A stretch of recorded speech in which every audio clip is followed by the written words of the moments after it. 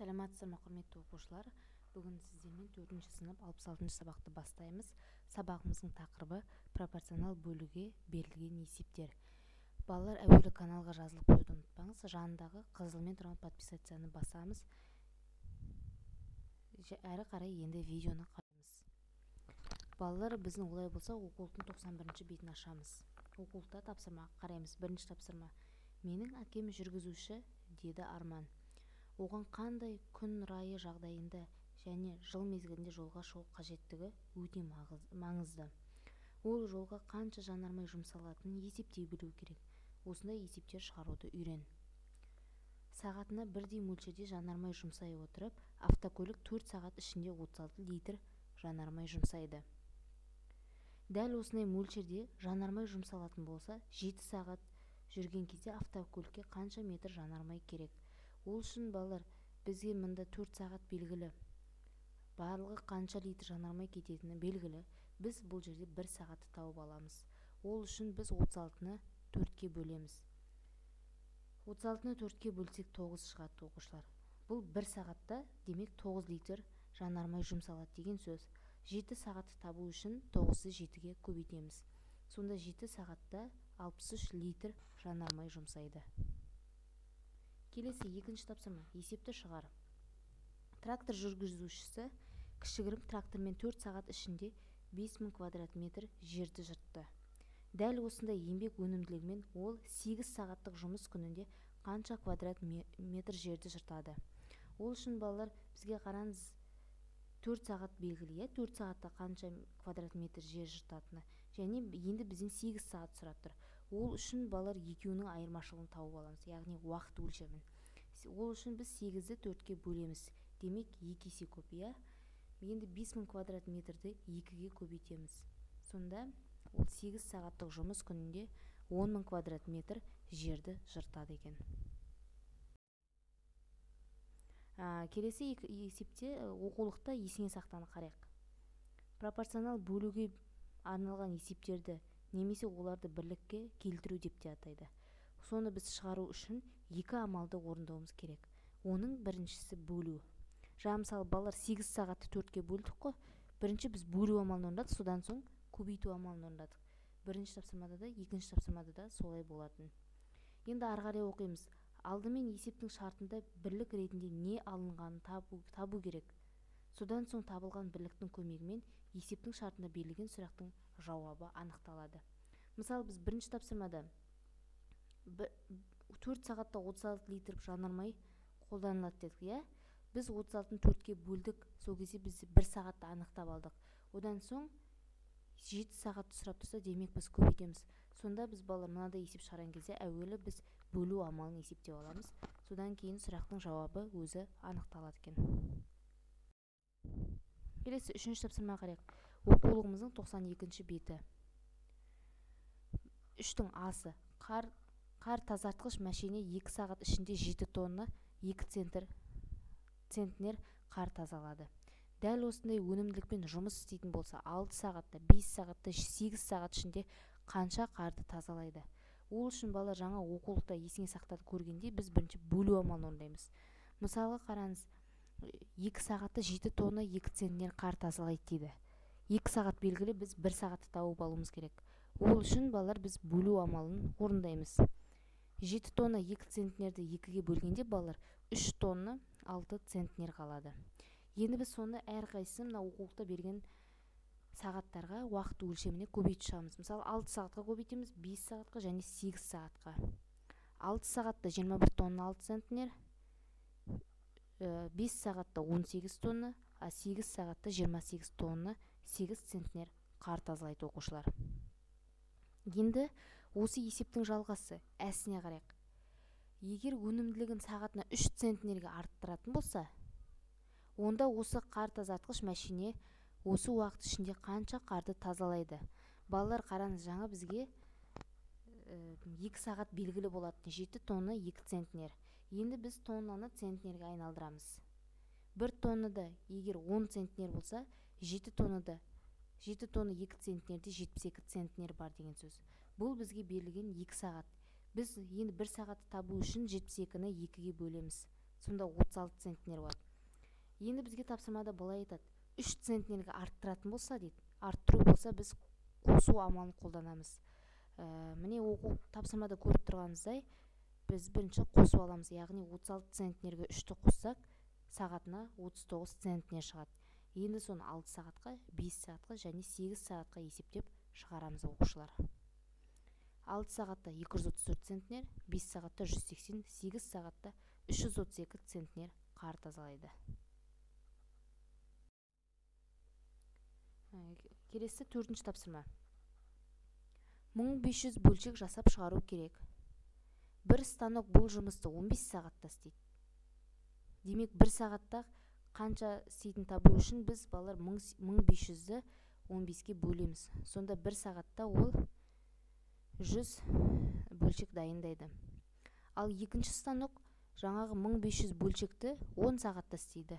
Бұл жерде біз 1500-ді 10-ға бөлеміз, 150 шығады. Екі станок бір уақытта жұмыс істесе, бірдей уақытта жұмыс істесе, барлық бөлшекті қанша уақытта жасап шығарады? Балалар, біз әуелі 1 сағатта қанша бөлшек орындайтын тауып аламыз. Ол үшін 1500-ді 15-ке бөлсек 100 шығады, 1500-ді 10-ға бөлсек 150 шығады. Екеуін қосып аламыз.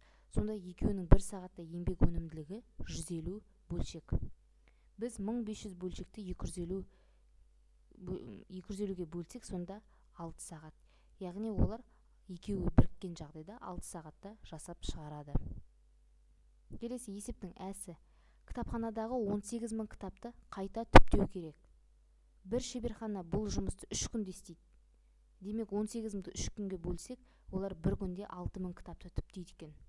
Ал екіншісі 6 күнде орындайды дейді. Бұл жерде біз 18 000-ді 6-ға бөлеміз. Сол кезде 3000 шығады. Егер екі шеберхана бір уақытта бірдей жұмыс істейтін болса, онда барлық кітапты қанша уақытта түптеп бітеді? Бұл жерде балалар жаңағы біз бір шеберханада 6000 кітап болса, күніне 6000 кітап түптейтін болса, екінші шеберхана күніне 3000 кітапты түптейтін болса, бұл жерде біз 6000-ды 3000-ға қосамыз. 18000 шығады. 9000 шығады, кешірерсіз. 18000-ді 9000-ға бөлсек, 2. Демек, балалар күніне 9000 кітап түптейтін болса, 2 күнде 18000 кітапты түптеп болады екен. 5-ші тапсырма. Кесте бойынша өрнек құрамыз. Қосудың компоненттері қосылғыш және қосындының мәні. Біріншісінде балалар біз міне 1024 пен 24-ті көбейтіп аламыз. 24-ін 576 шығады. 901 мен 53-тің бөлінісі 17-ге тең. Екеуін қосамыз, сонда 54593 шығады. Олай болса 6-шы тапсырма. Оқулығымыздың 93-ші еді. Сурет бойынша есеп құрастыр және шығар. Егер сенде $5 бар болса, онда саған қанша ақша қайтарып береді? Олар қандай мәнеттер болуы мүмкін? Ол үшін балалар біз долларды центке айналдырып аламыз. Өткен сабақты еске түсірейік. $1-да 100 цент бар деп айтқан болатынбыз. Бірінші қараңыз балалар, оқулықта 3 қарындаш берілген, 3 қарындашқа мысалға Самат дүкенге барып $1.20 цент төледі. Бұл жерде $1.20 цент деген сөз 120 цент. 120 центті 3 қарындашқа бөлеміз. Өйткені ол 3 қарындаш сатып алып тұр да. Сонда бір қарындаштың құны 40 цент.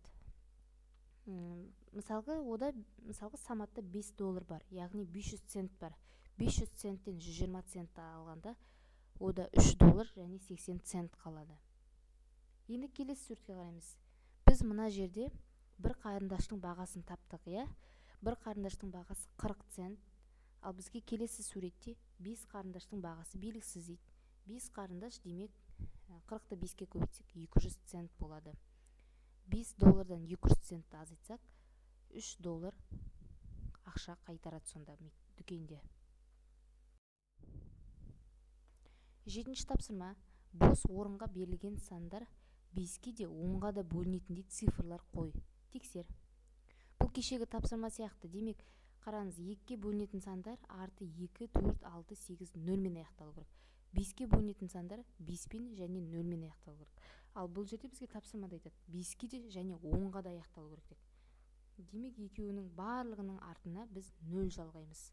Сонда олар 5-ке де бөлінетін болады және 10-ға да бөлінетін болады.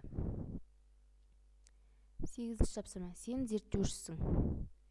Таңқурайдан тосап қайнату үшін 5 кг жидекке 4 кг қант қосады. 10 кг жидектен әзірленетін тосапқа қанша килограмм қант қосады? Ол үшін балалар біз 10 кг-ды 5 кг-ға бөліп аламыз. Сонда 2 шығады. 2-ні біз балалар 4 кг-ға көбейтсек, сонда 10 кг жидектен әзірленетін тосапқа 8 кг қант жұмсалады. Келесі бізде бұл балалар оқулықта ең соңғы тапсырма, 9-ші тапсырма, үй тапсырмасы. 9-ның асы. Арман ауланы қардан тазартуға көмектесті. 20 минут ішінде ол 1 соттық аумақты тазалады. 10 минут ішінде ол қанша квадрат метр жерді тазалайды? Демек, балалар, біз әуелі берілген жер жазып аламыз. 1 соттықты 20 минутта тазалайды. 1 соттықты квадрат метрге айналдырғанда 100 квадрат метр шығады.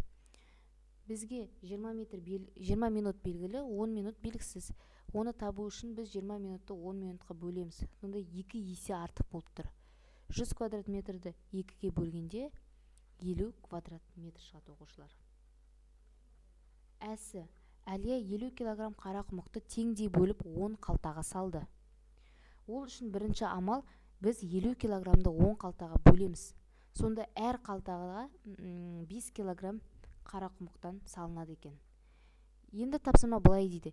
Егер әрбір қалтаға тағы да 5 кг артық салатын болса, біз бұл жерде 5-ке 5-ті қосамыз. Демек, әр қалтада 10 кг бар деген сөз. 150 кг қара құмықты теңдей бөліп салу үшін қанша қалта керек? 150 кг-ды 10 кг-ға бөлеміз. 10 детқан бұл жерде бізде қалтаның саны. Сонда 15 қалта қажет. Оқушылар, сіздермен сабақ бөліскенмен қуаныштымын. Сіздерге барлығы түсінікті болды деген ойдамын. Сау болыңыздар. Келесі кездескенше оқушылар.